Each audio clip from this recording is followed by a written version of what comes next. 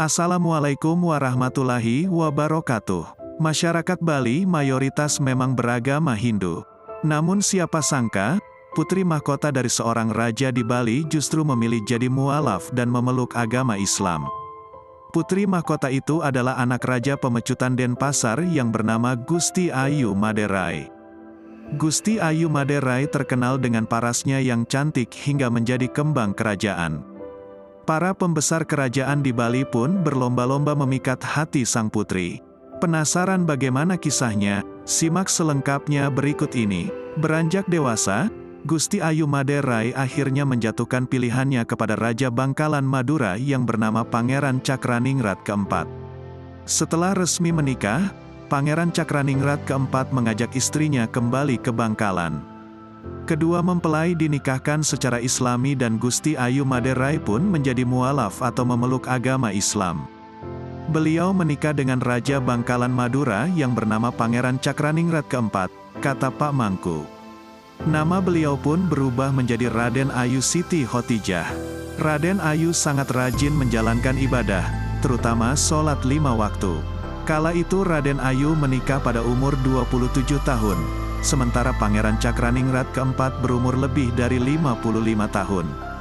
Pasalnya, Raden Ayu merupakan istri keempat Pangeran Cakraningrat keempat. Suatu hari ia meminta izin pulang ke Bali lantaran rindu dengan ayah dan ibunya. Kebetulan saat itu ada upacara agama yang diselenggarakan di Kerajaan Pemecutan. Kesempatan ini lantas digunakan Raden Ayu untuk pulang ke kampung halaman. Mengerti perasaan sang istri, Pangeran Cakraningrat keempat akhirnya memberikan izin, doa, serta 20 orang pengawal pria dan 20 dayang-dayang perempuan. Berangkatlah mereka dari Bangkalan menuju Denpasar, Bali. Sesampainya di Istana Pemecutan, Raden Ayu tidur di istana, sementara pengawal dan dayang-dayangnya tidur di taman kerajaan. Resmi memeluk agama Islam, Raden Ayu pun menunaikan sholat maghrib di Merajan Istana, tempat suci umat Hindu. Saat itu semua warga kerajaan tidak ada yang mengetahui cara ibadah umat Islam. Mereka pun menduga Raden Ayu sedang mengeluarkan ilmu hitam. Patih kerajaan melaporkan hal itu kepada Raja Pemecutan. Raja yang juga ayahnya marah dan memerintahkan Raden Ayu dibunuh.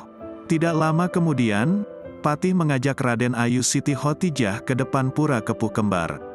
Raden Ayu memiliki firasat jika dirinya akan dibunuh. Ia pun meninggalkan pesan dan menjelaskan bahwa kala itu sedang beribadah menurut agama Islam. Selain itu, beliau juga berpesan agar tidak dibunuh dengan senjata tajam karena hal itu akan sia-sia. Pakailah cucuk konde saya ini yang telah disatukan dengan daun sirih dan diikat benang tridatu, benang 3 warna yakni putih, merah, dan hitam, cerita Pak Mangku. Raden Ayu meminta patih kerajaan melemparkan cucuk kondenya ke dada sebelah kiri. Apabila tubuhnya mengeluarkan asap dan berbau busuk saat meninggal, patih boleh membuang mayatnya sembarangan. Namun jika asap dari tubuhnya beraroma harum, Raden Ayu meminta sang patih untuk membuatkan tempat suci yang disebut keramat. Benar saja, begitu cucuk konde ditancapkan, tubuh Raden Ayu Siti Hotijah mengeluarkan asap dan aroma harum yang semerbak. Seluruh lingkungan kerajaan pun mengakui aroma harum itu. Sang ayah mengaku menyesal dengan keputusannya.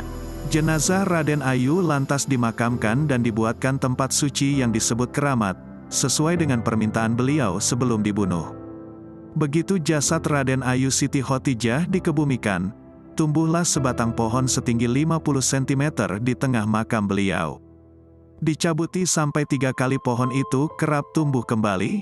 Kakek dan nenek saya mendengar pesan beliau agar pohon di tengah makam dipelihara dengan baik karena pohon itu tumbuh dari rambut beliau.